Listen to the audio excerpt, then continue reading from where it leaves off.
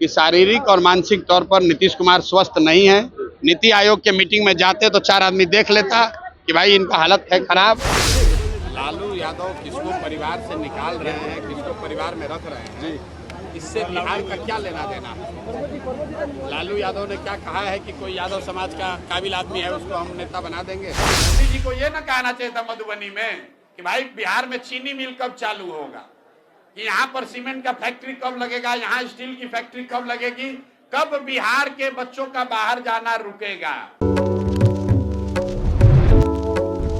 प्रशांत किशोर लगातार बिहार बदलाव यात्रा के तहत बिहार के अलग अलग शहरों में पहुंच रहे हैं, लोगों से संपर्क कर रहे हैं, लोगों को बता रहे हैं कि कैसे जनसुराज के आने से बिहार बदलने वाला है। इसके साथ ही जब मीडिया से बातचीत करते हैं तो वर्तमान में सत्ता में शामिल और सत्ता की विपक्षी पार्टी सबके ऊपर हमला साधते हुए नजर आते हैं, चाहे वो सत्ताधारी गठबंधन एनडीए के सदस्य भाजपा, जदयू या फिर जीतन राम मांझी या चिराग जैसे पार्टी हो, या फिर सत्ता के विपक्ष में बैठी हुई महागठबंधन जिसके सदस्य राजद, कांग्रेस और वीआईपी जैसी पार्टियां सबको अपने निशाने पर लेते हैं।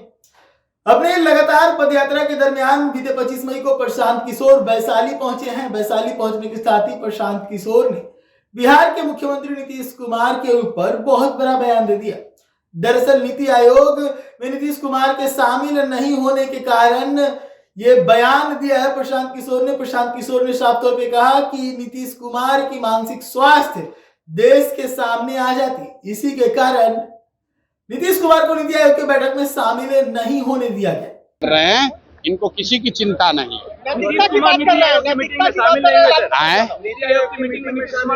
नीतीश कुमार नीति आयोग के मीटिंग में इसलिए नहीं शामिल हुए कि जो बात हम लोग पिछले 2-3 महीने से बता रहे हैं कि शारीरिक और मानसिक तौर पर नीतीश कुमार स्वस्थ नहीं है। नीति आयोग के मीटिंग में जाते तो 4 आदमी देख लेता कि भाई इनका हालत है खराब, इसीलिए उनको ढाक तोप के उनके अफसर और 4 चाटुकार मंत्री उनको यहाँ पर रखे हैं, सुरक्षा के घेरे में रखे हुए हैं।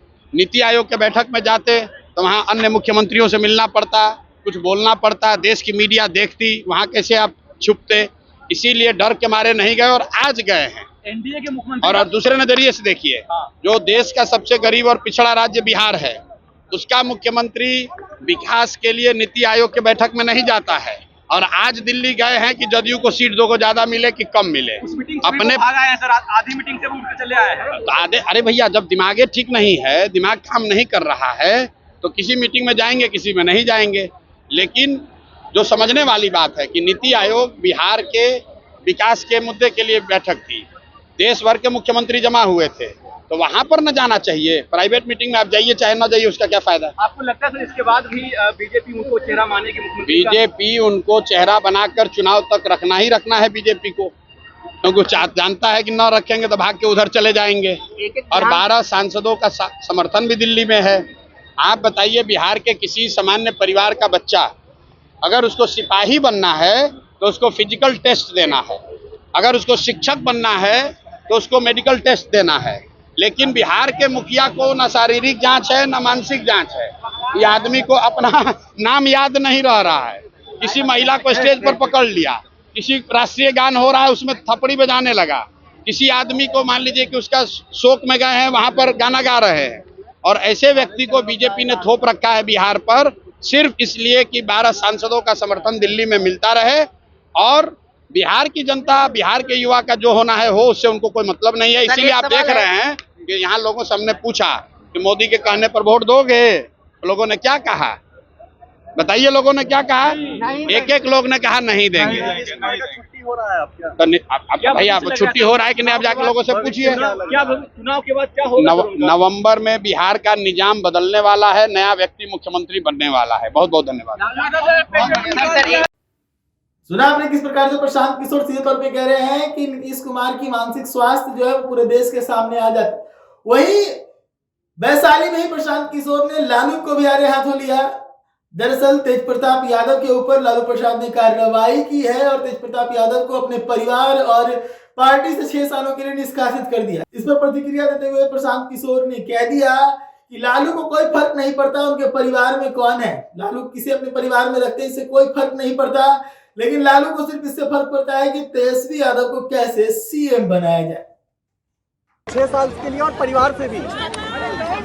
किस बेटे को निकाल सर एक फोटो वीडियो वायरल हुआ था। सर नीतीश कुमार एनडीए की ऐसा है, लालू यादव किसको परिवार से निकाल रहे हैं, किसको परिवार में रख रहे हैं, इससे बिहार का क्या लेना देना है। लालू यादव ने क्या कहा है कि कोई यादव समाज का काबिल आदमी है उसको हम नेता बना देंगे। लालू यादव तो आज भी यही चाहते हैं कि तेजस्वी यादव ही बिहार के नेता बने।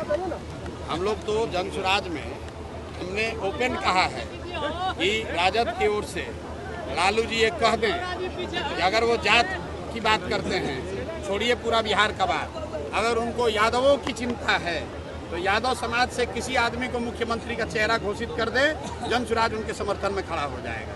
खड़ा होकर दिखाइए। अरे ये जातों की बात करने वाले जो नेता हैं, ये जात की राजनीति नहीं कर रहे हैं, ये अपने परिवार की राजनीति कर रहे हैं, अपने बच्चों की राजनीति कर रहे हैं। इनको किसी की चिंता नहीं। सुना आपने किस प्रकार से लालू पे भी बरसते हुए नजर आ रहे हैं प्रशांत किशोर। इस वक्त तेज प्रताप यादव काफी मुश्किलों में गुजर रहे हैं क्योंकि उनके ऊपर कई संगीन आरोप लगे हुए हैं। उनके ऊपर शादी के बाद भी 2 अन्य महिलाओं के साथ संबंध रखने का आरोप लगा है, जिसमें एक की जानकारी तेज प्रताप यादव ने खुद दी। वहीं प्रशांत किशोर अपने अगले पड़ाव में पहुंचते हैं मुजफ्फरपुर, जहां मुजफ्फरपुर पहुंचने के बाद प्रशांत किशोर एक बार फिर से टारगेट करते हैं एनडीए की घटक दल बीजेपी के। दरअसल आपको पता है बिहार दौरे पर आने वाले हैं देश के प्रधानमंत्री मोदी।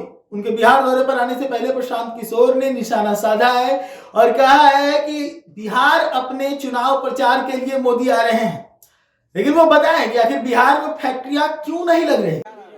मोदी जी 29 को आ रहे हैं तो आपको सूचित कर दें कि आपके टैक्स के पैसे से 2-4-10 लाख रुपया आपका और अब मोदी जी के सुरक्षा पर और मीटिंग पर खर्चा होगा।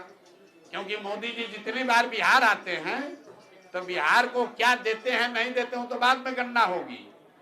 आपके हमारे पैसे से यहाँ आ रहे हैं क्योंकि प्रधानमंत्री हैं। अभी मधुबनी में आए थे, पूरे राज्य के पंचायत से जुड़े हुए नेताओं को इकट्ठा किया गया, करोड़ों रुपया बिहार सरकार का खर्चा हुआ। आप मुजफ्फरपुर में अपने डीएम से जाकर पूछिएगा कि कितना रुपया आप लोग आरटीआई लगाइए कि कितना रुपया लगाकर मुजफ्फरपुर से चुने हुए प्रतिनिधियों को मधुबनी के सभा में ले जाया गया।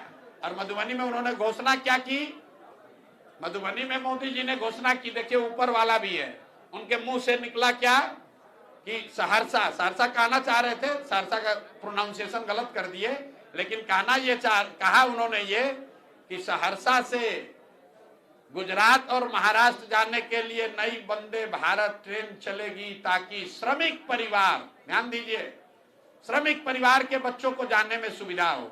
और यहाँ पत्रकार और हम लोग ताली बजा रहे हैं कि मोदी जी वंदे भारत देकर गए।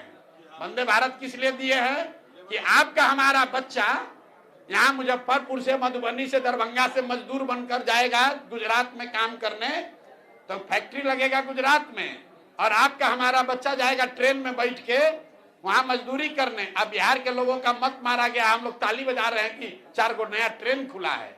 आप कभी ये सुने हैं कि मोदी जी गुजरात में ये कहे हों कि भाई गुजरात से एक ट्रेन खुलेगी जिससे गुजरात के बच्चे जाएंगे तमिलनाडु महाराष्ट्र में काम करने?